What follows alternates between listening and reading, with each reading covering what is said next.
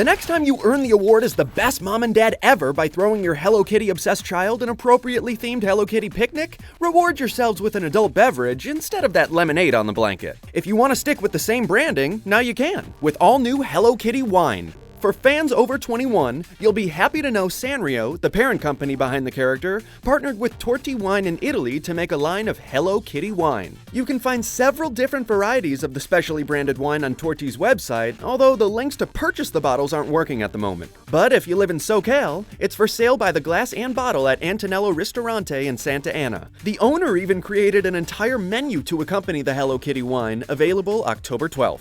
The family-owned winery says Sanrio approached them after tasting their wine at a restaurant and asked Torti to come up with a Hello Kitty wine. The winery has been setting aside some of their harvest specifically for Sanrio since 2007. According to Torti representatives, the Hello Kitty wine is not a limited edition item, and the family plans on expanding distribution.